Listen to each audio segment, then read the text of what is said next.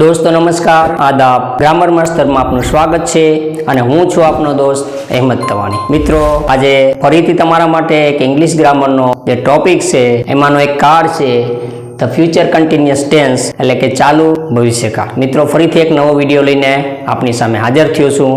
તો આ વિડીયો તમારા માટે ખૂબ જ ઉપયોગી થવાનો છે। મિત્રો હવે આપણે ખાસ વિનંતી કરું છું કે આ વિડીયો છે એમાં જે આ કાર્ડ આપણે ચર્ચા કરવાની છે ધ ફ્યુચર કન્ટિન્યુઅસ ટેન્સ આ વિડિયાનો કાર્ડ તો જ સમજાશે જો તમે આગળના જે કાર્ડ મેં તમને સમજાવવા માટે વિડિયા બનાવેલા છે અને તે તમે સંપૂર્ણ રીતે જોયા હશે સમજ્યા હશે તો જ આ કાર્ડનો વિડિયો તમને સમજાશે।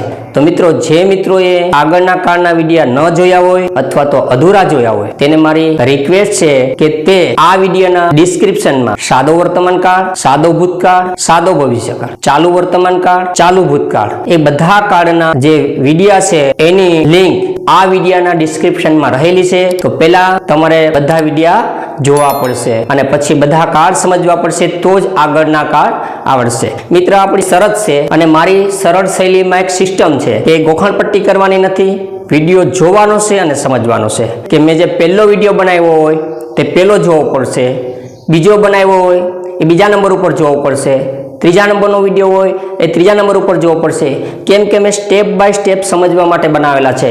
જો મિત્રો વચ્ચેથી કોઈ વિડિયો જોશો તો તમને ડાયરેક્ટલી સમજાશે નહીં।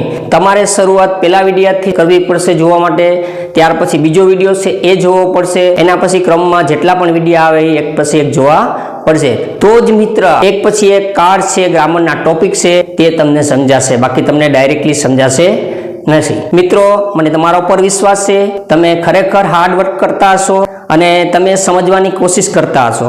મિત્રો અંગ્રેજી છે એ શીખવી ડિફિકલ્ટ લેંગ્વેજ નથી, તમને પણ ખબર છે, ખાલી સમજદારી થોડીક જોઈએ અને સરળ શૈલીમાં સમજવી પડે તો સરળ શૈલીમાં વિડીયો મેં તમારા માટે બનાવેલો છે અને એ તમે સરળતાથી સમજી શકો એટલા માટે મારો દરેક વિડીયામાં પ્રયાસ રહેશે। ઇંગ્લિશ શીખવું એ આપણા માટે ખૂબ જરૂરી છે। આપણે અભ્યાસ કરતા હોય, કોઈ કોમ્પિટિશન એક્ઝામની તૈયારી કરતા હોય તો આ વસ્તુ આપણા માટે ફરજિયાત બનતી હોય છે। તો મિત્રો હવે આપણે આ વિડીયાની શરૂઆત કરશું। આ વિડીયાની અંદર આપણો પહેલો ટોપિક છે ધ ફ્યુચર કન્ટિન્યુઅસ ટેન્સ એટલે કે ચાલુ ભવિષ્યકાળ। હવે મેં તમને ચાલુ વર્તમાનકાળ અને ચાલુ ભૂતકાળ પણ મિત્રો શીખવાડી દીધા છે અને એના વિડીયા તમારી સમક્ષ આવી ગયા છે અથવા ન તમને મળી હોય લિંક તો આ વિડીયાના ડિસ્ક્રિપ્શનમાં લિંક છે, એક પછી એક તમે જોઈ લીજો, સમજી લેજો અને પછી આ જોજો। તો મિત્ર અહીંયા હું તમને માત્ર મારી શૈલી પ્રમાણે, મારી સિસ્ટમ પ્રમાણે એક જ સેન્ટેન્સ આપી મિત્રો, એક જ સેન્ટેન્સ તે અંગ્રેજી વાંચી રહ્યો હશે।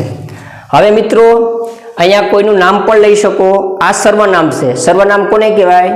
નામને બદલે વપરાતા શબ્દને સર્વનામ કહેવાય। મિત્રો આપણે ટેન્સ પૂરા થઈ ગયા પછીના આગળના ટોપિકમાં આના વિશે પણ આપણે ચર્ચા કરશું, પરંતુ અત્યારે આપણે કોઈ વ્યક્તિ છે અથવા એનું સર્વનામ છે તો તે લીધું છે, ત્યાં કોઈ નામ પણ મૂકી શકો। હવે પહેલો આવે પહેલા નંબરમાં એ આપણો કર્તા થયો ગુજરાતીની વાક્ય રચનામાં। આપણે આગળના વિડીયામાં જોયું છે કે પહેલા નંબર ઉપર આવે ગુજરાતીમાં એને શું કહેવાય? કર્તા। બીજા નંબર ઉપર આવે એને શું કહેવાય? કર્મ। અને ત્રીજા નંબર ઉપર આવે એને શું કહેવાય? ક્રિયાપદ। કઈ ભાષામાં? ગુજરાતીની। હવે આપણે જો ખાસ જોવાનું, કર્તા કર્મ તો સમજાણું પણ આ વસ્તુ છે એ આપણા માટે મહત્વની છે।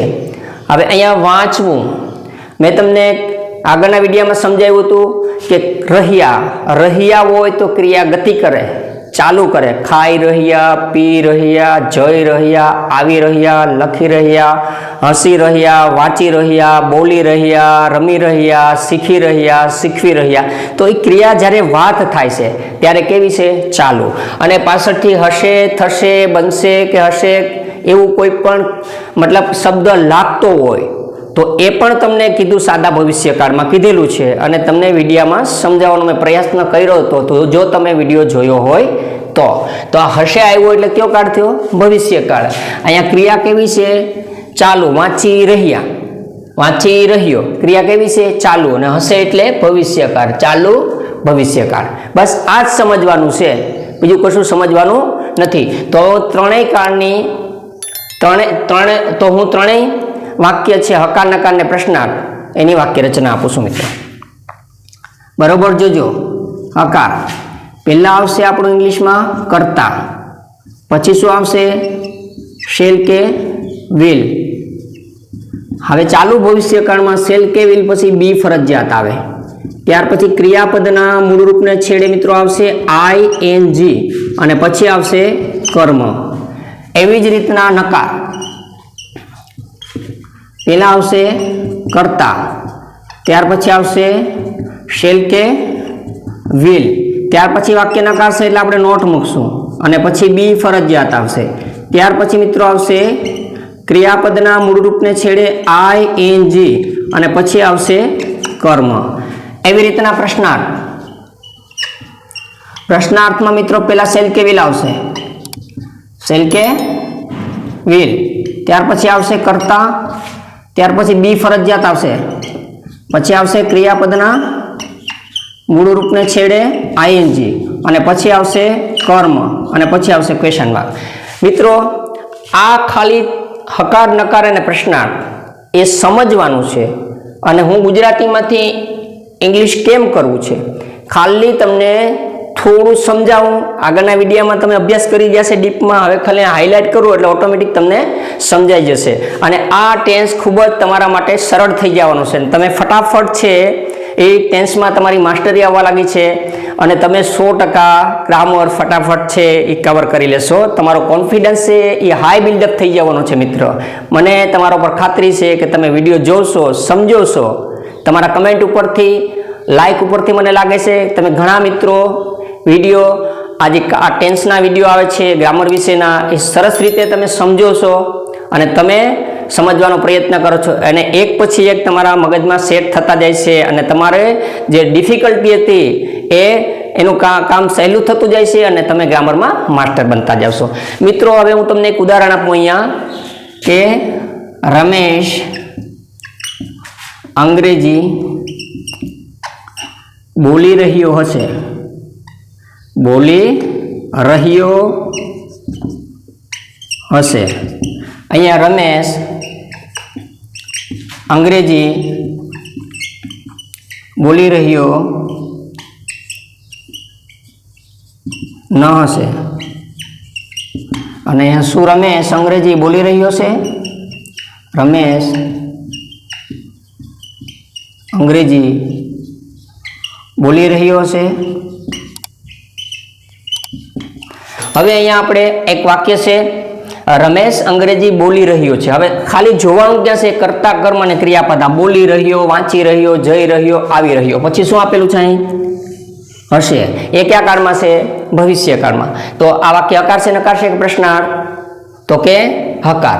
એટલે બોલી રહ્યો એટલે ક્રિયા ચાલુ છે અને હશે એટલે ભવિષ્યકાળનું ક્રિયાપદ શબ્દ આપેલો છે અહીંયા. તો બોલી રહ્યો છે એટલે કયો કાળ થયો? બોલી રહ્યો એટલે ચાલુ અને હશે એટલે ભવિષ્યકાળ, ચાલુ ભવિષ્યકાળ ને વાક્ય હકાર છે.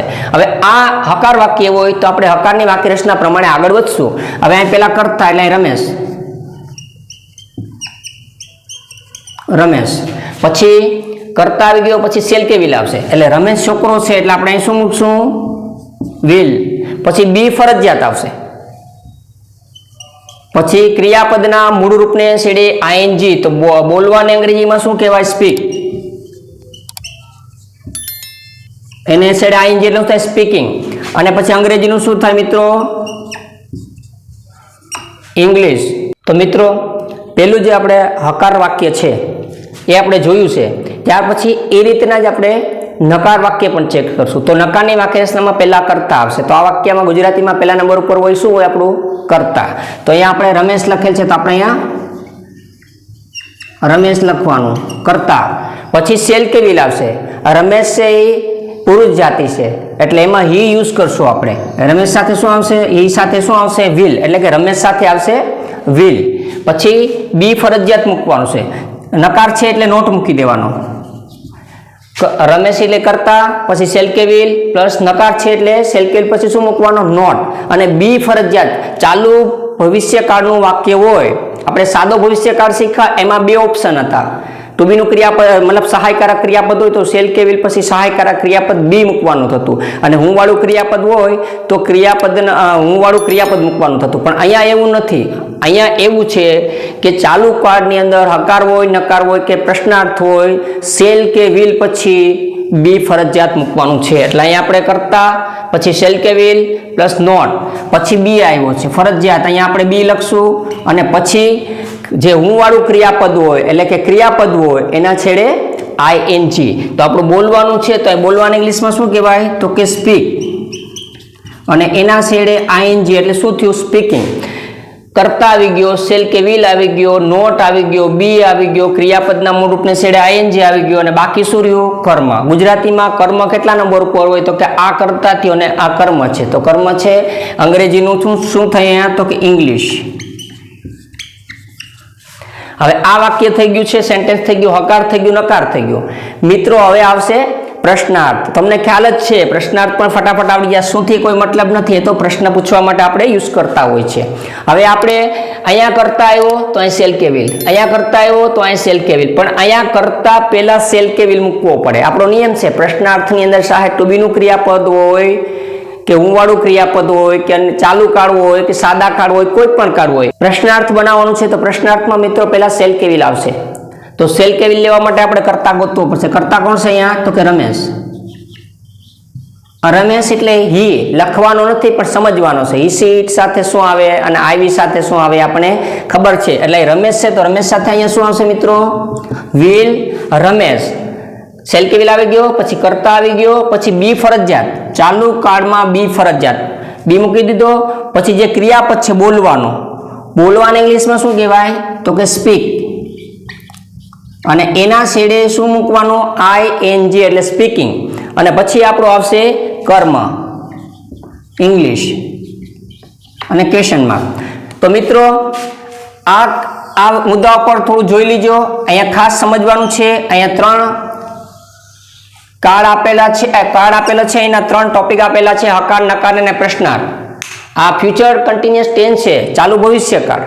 એના 3 વાક્ય આપેલા છે: હકાર, નકાર અને પ્રશ્નાર્થ. એમાં તમે જરા નજર કરો. અહીંયા કરતા પ્લસ શેલ કે વિલ પ્લસ બી પ્લસ ક્રિયાપદના મૂળ રૂપને છેડે આઈએનજી પ્લસ કર્મ. સેમ સિસ્ટમ આની અંદર પણ. અહીંયા કરતા પ્લસ શેલ કે વિલ પ્લસ નોટ એક નકાર છે એટલે વધારાનો આવ્યો, પ્લસ બી પ્લસ ક્રિયાપદના મૂળ રૂપને છેડે આઈએનજી પ્લસ કર્મ. અને અહીંયા પ્રશ્નાર્થમાં માત્ર શેલ કે વિલ આગળ ગયું, કારણ કે પ્રશ્નાર્થ હોય તો શેલ કે વિલને શરૂઆતમાં મૂકવું પડે.